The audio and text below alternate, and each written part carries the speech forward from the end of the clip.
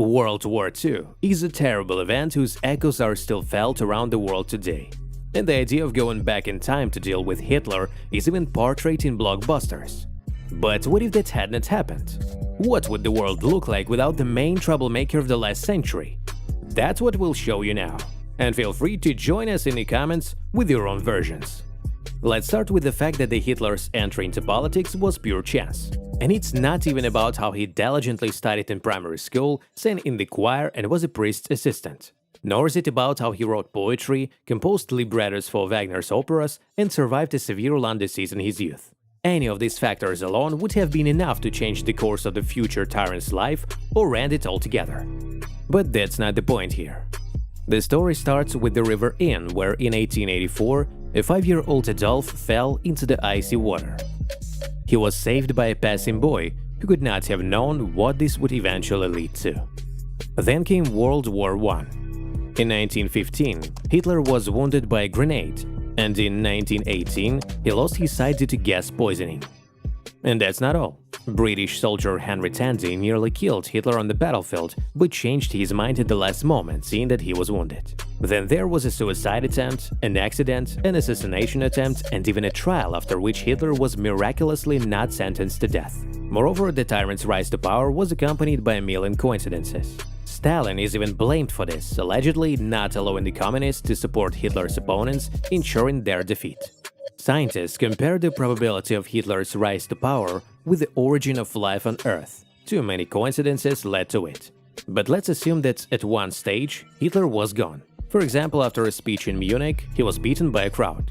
To understand what would have happened to the world, we should first look at Germany at the end of the 1920s and the beginning of the 1930s.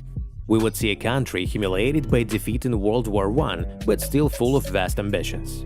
The most painful detail was the transfer of lands with ethnic Germans to Czechoslovakia. It is important to understand that all the residents of Germany and Austria feel aggrieved, regardless of race or gender. It wasn't just Germans who were rebelling. Slavs and even Jews who were full citizens were also involved. The second factor is the Industrial Revolution. The defeat in World War I set Germany back, but Hitler didn't play a significant role in the economic miracle. The foundations for that were laid in the 1920s. By 1927, Germany was producing 22% more goods than it had in 1913. This was made possible by contributions from everyone: American loans, Soviet recognition, and European cooperation. Hitler only gained real power in 1933, and by that time, Germany was no longer a weak country. But in our story, Hitler isn't there. So who would be in his place? In reality, it doesn't matter. It can be said for certain that the Nazis would not have gained such power. Fascism and Nazism are far from being purely German inventions. The roots of these movements lie in World War I and the angry soldiers. It seemed to everyone that they were shedding blood on the battlefields for nothing, and in one form or another, Nazism spread throughout Europe. Mussolini, who shared Hitler's views, have been ruling Italy since 1922. In one way or another, nationalist fascists were everywhere. In England, France, and even the USSR. But in the vast majority of countries, they failed to reach the top of power. Without the charismatic Hitler, the same would have happened in Germany. Adolf's personality is controversial, but no one can argue with one thing: he was an excellent orator. So in the early 1930s, the Nazis certainly wouldn't have come to power. However, this doesn't necessarily mean that it would have prevented a war. Firstly, as we've already mentioned, the Germans felt humiliated. At the same time, the economy was growing, and any ruler or party in power would have set as their goal the return of traditionally German lands. Let's remember the most horrific crime in human history: the Holocaust. It is said that Hitler suspected a Jewish doctor of poisoning his mother. One way or another, he was responsible for the most insane genocide in history. None of his rivals or potential successor desired anything like that. And what does this mean for our alternate timeline? Science. Because in Germany in the early 1930s, Jews were the driving force behind physics and other important fields. Modern scientists all agree that back then, the Germans were the leading scientific power in the world. It's no secret that German immigrant refugees were the key figures in the development of atomic bombs and space rockets in the USSR and especially in the USA. Edward Teller, the creator of the hydrogen bomb, was a Jew who fled to the US in 1935. Leo Szilard and Eugene Wigner, other refugees along with Teller, wrote a letter to Roosevelt about the need for nuclear weapons. We won't even mention Einstein, who had a bounty of 50,000 marks on his head, and whose achievements were attributed to Aryan scientists. Meanwhile, Albert was a patriot and loved Germany. Open any list of inventors of atomic bombs and rockets, and it will be overwhelmingly populated by German refugee scientists. Now imagine that none of them left their homeland and all they worked for the benefit of Germany. The Manhattan Project, which led to the creation of the atomic bomb in the US, would have been implemented in Germany 5 to 10 years earlier.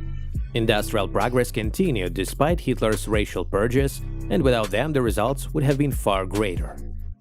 Even with the scientists who fled, there were still fears that the Nazis would have the atomic bomb by the end of the war. Without Hitler, it would have appeared in the 1930s. And would anyone have dared to oppose the Germans, who politely requested a review of the results of World War I and the return of their lands? For the 1000th time, we'll repeat, this was the desire of all Germans who felt wronged by fate, not just Hitler. He managed to do this in 1938, and it's doubtful that any of his successors wouldn't have tried to achieve the same thing peacefully. At this point, it's also important to assess the geopolitical situation in the world. To the British and Americans, Stalin was no better than Hitler. If we remove Hitler, the Soviet Union would be the only focal point of contention. Furthermore, the decision to join World War II and declare war on Hitler was not particularly popular in the US. Kill Adolf and replace him with a leader who doesn't carry out racial purges or dream of a global empire, and the conclusion becomes obvious. We're not idolizing him. Politics is still politics, and a strong Germany would still have drawn the world's attention. In this light, the theory proposed by Stephen Fry seems realistic. In his 1996 novel, he concluded that things could have been worse. If instead of the impulsive racist Hitler, someone cold-blooded and rational had been in power, the consequences could have been even more terrifying. We don't fully agree with this theory, as it's not certain that a hypothetical successor would have wanted war. But the problem is that Hitler wasn't the only one eager to fight. Japan, the USSR, Britain, and the US were also preparing for a bloody conflict at the end of the 1930s. Hitler's role as the instigator of the deadliest war in history is key, but ultimately, it's not individuals who shape history. World conditions create individuals. And there is a wealth of documents and investigations showing that the USSR wanted to attack Germany, and Britain wasn't sure whom to fight until the last moment. One thing is certain, without the Holocaust and the genocide of its own population, Germany would have approached the conflict much stronger. And the terms of the Treaty of Versailles after World War I were not only disliked by the Germans. Sooner or later, the major powers would have had to fight anyway. What such a war would have looked like is anyone's guess, but we can say with a certain degree of confidence that the losses in this war would likely have been lower. As we already mentioned, nuclear weapons would have appeared in Germany much earlier, and their potential opponents might have lost the desire to go to war much sooner as well. Everything else is just speculation, just like placing all the blame on Hitler alone. Look at the world around us today. Have presidents stopped flexing their muscles and waging wars where ordinary men die? No. And until people realize that killing each other over imagined notions of racial, territorial, or other forms of superiority is pointless, the world won't become a better place. Unfortunately, in our time, history can't compete in popularity with Fortnite, and it's unknown how many lessons like Hitler it will take for humanity to change. Until next time, friends.